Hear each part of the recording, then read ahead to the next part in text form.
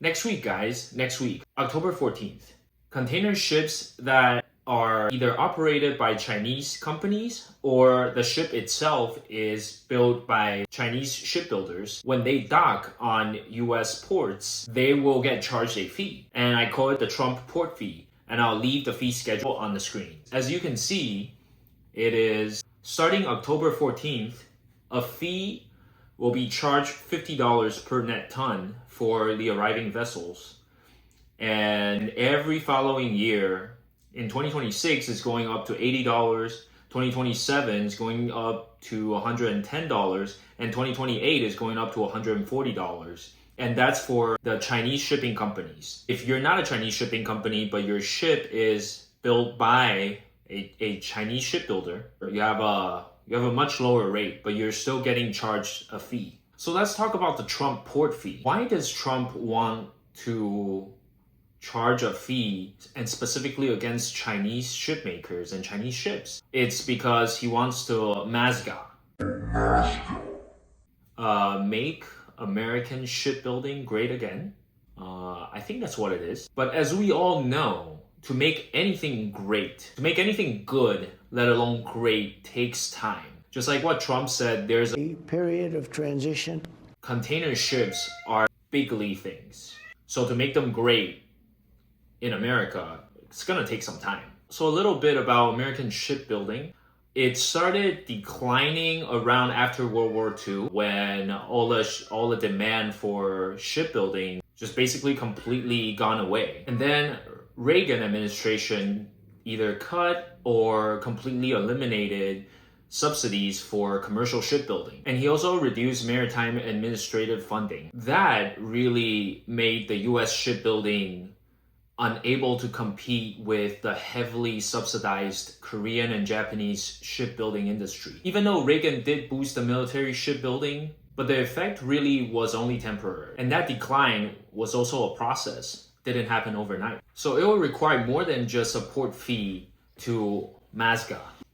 And here are some stats that will show how much we need to do in order to make US shipbuilding great again. The Chinese naval fleet has almost 400 ships, and the US naval fleet doesn't even have 300, which is under the legal requirements set by Congress. Under the National Defense Authorization Act, which requires the Navy to maintain a fleet of no less than 355 battleships. It is a policy though, not a mandate. So we're pretty far from what our lawmakers think how many ships we should have in order to have a sufficient military. Based on the shipbuilding plan, our own Navy projects that we are going to hit 355 ships not until 2040. Unless, of course, we increase our military funding by a lot. I'm not saying we should get to the 355 ships as soon as possible, but we did give all the fundings to tax cuts for the ultra-rich people. Here are a few more stats to show you how our shipbuilding is ultra slow.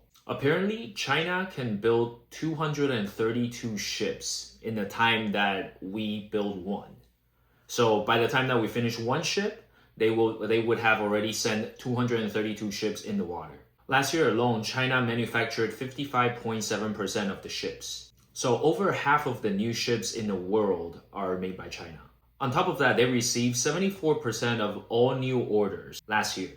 And they're holding 63.1% of the world's shipbuilding orders. And just to add insult to injury, out of the 5 biggest shipbuilding yards, China has 4 of them. So with all of that being said, I really don't know how we are going to make our shipbuilding great again.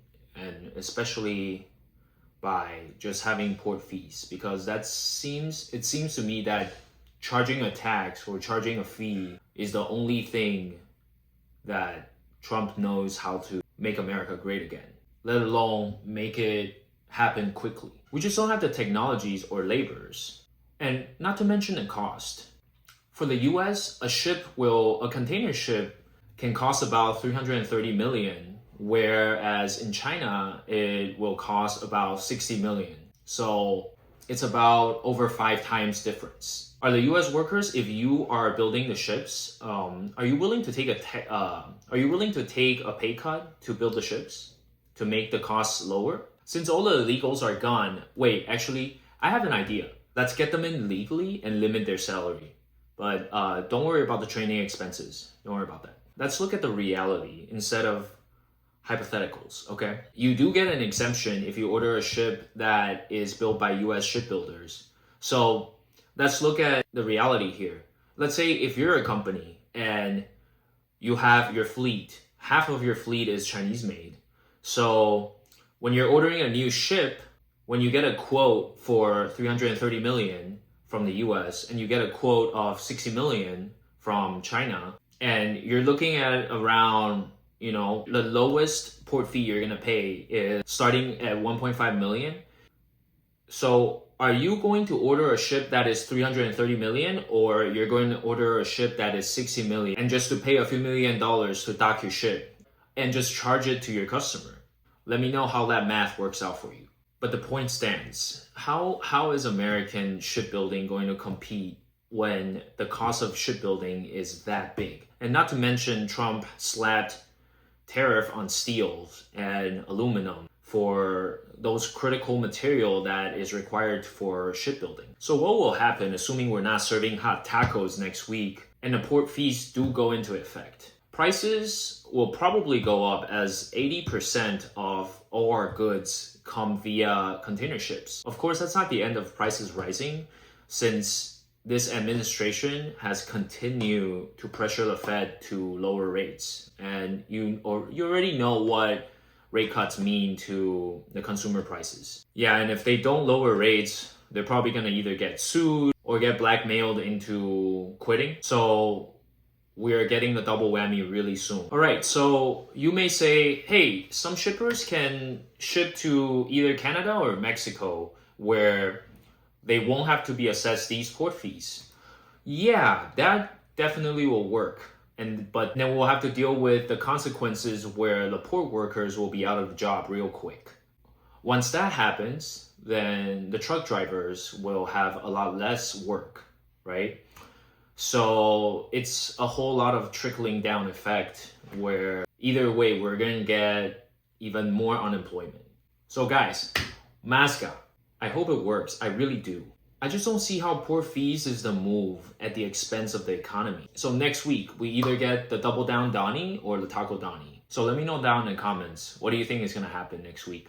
I'll see you guys next time.